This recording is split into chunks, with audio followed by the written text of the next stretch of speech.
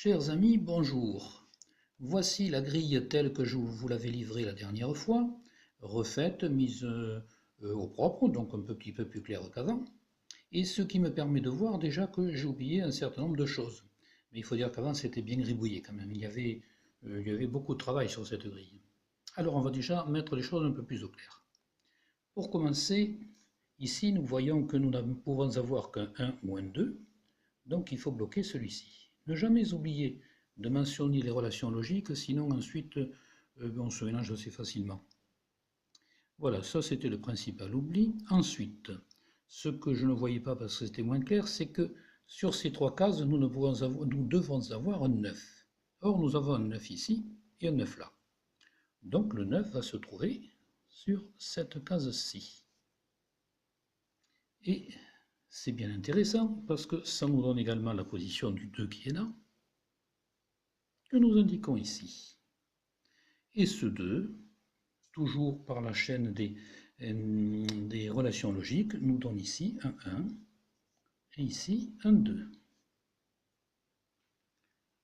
Ce qui nous dit que ce 2 va interdire un 2 ici, celui-ci va interdire un 2 sur cette case, et nous aurons donc un 2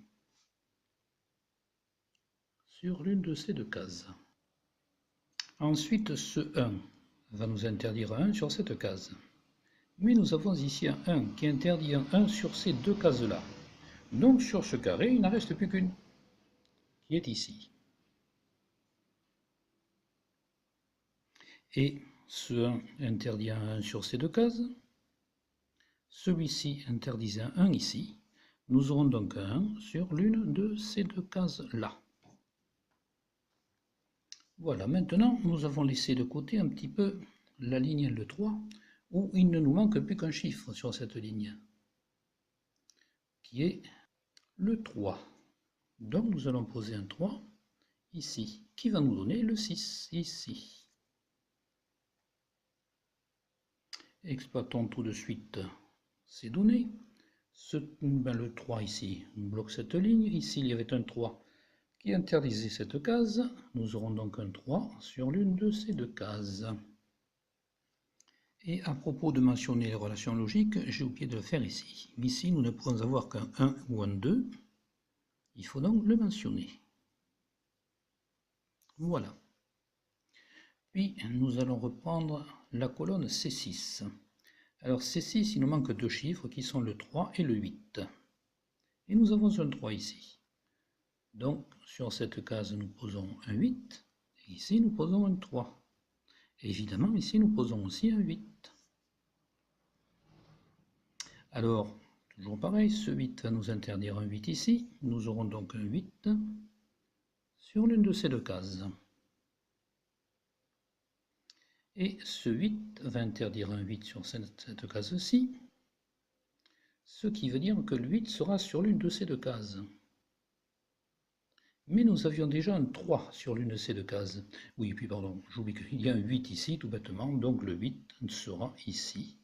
Et le 3, qui devait être sur une de ces deux cases, sera là. Ce qui nous donne également le 4 qui vient ici.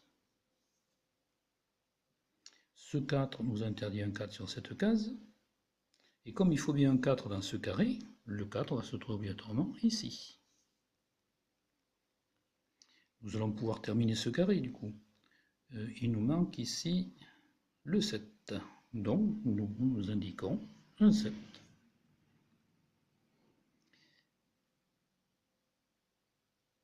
Alors ensuite, sur la colonne C4, il ne nous manque plus que deux cases et donc deux chiffres. Nous allons donc les mentionner tout de suite. Nous avons déjà le 8 qui était mentionné. Et il nous faut aussi, alors 1, 2, 3, et il nous manque un 4. Donc nous allons mettre un petit 4 ici.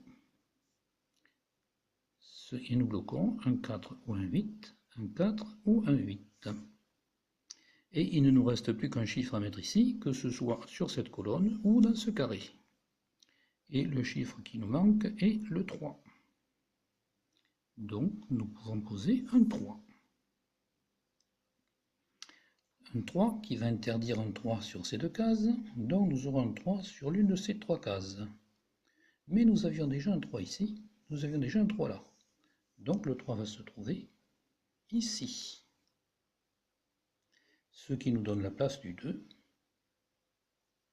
qui va se situer là. Et nous avons terminé la colonne C1. Ensuite, ce 2 nous donne tout naturellement la place du le 1 ici. Le 1 nous donne le 2. Et ce 1 nous donne la place du 1 ici. Nous avions un 1 sur l'une de ces deux cases. Donc le 1 va se trouver ici. Alors, il nous reste maintenant la colonne C2, sur laquelle il ne nous manque qu'un chiffre, qui est le 4. Et nous pouvons donc mentionner un 4 ici. Lequel 4 nous donne la place du 8, qui nous indique un 4 ici. Et nous avons presque terminé notre grille. Il ne nous reste plus qu'un seul chiffre, qui est le 8, que nous allons poser ici. C'est obligatoirement le 8, puisqu'il ne nous manque qu'un 8 sur ce carré et un 8 sur cette colonne. Et voilà, notre grille est maintenant complètement terminée, comme d'habitude, de façon parfaitement logique. Et en partant de notre chiffre clé, j'ai oublié de rappeler le petit soulignage, voilà, qui est ici. Et alors évidemment, comme d'habitude, il y a plusieurs chiffres clés. On voit déjà que le 4 ici est aussi chiffre clé. Parce que si on met le 4 ici, il nous donne le 7. Nous avions ici 4 ou 7 sur ces deux cases. Voilà, et bien j'espère que vous êtes bien amusés avec cette grille, qu'elle vous a plu. Cette vidéo est un petit peu plus courte que les autres parce que finalement, malgré la difficulté de la grille, puisque c'est un niveau 10-11, nous l'avons résolu relativement rapidement. Alors relativement rapidement parce que j'avais travaillé avant et que je savais où il fallait chercher. Le plus difficile, c'est quand on est devant sa grille et qu'il faut chercher les relations logiques. Ça, c'est plus dur. Mais on y arrive très bien quand on a la méthode et quand on a l'habitude. Je vous dis donc à bientôt pour la prochaine vidéo et la prochaine grille où nous passerons cette fois-ci au niveau 11. Ma méthode de résolution est décrite dans mon livre Sudoku, nouvelle méthode de résolution, publié aux éditions Edilivre et disponible chez tous les libraires et sur internet également, soit chez Edilivre, soit chez Amazon ou autres.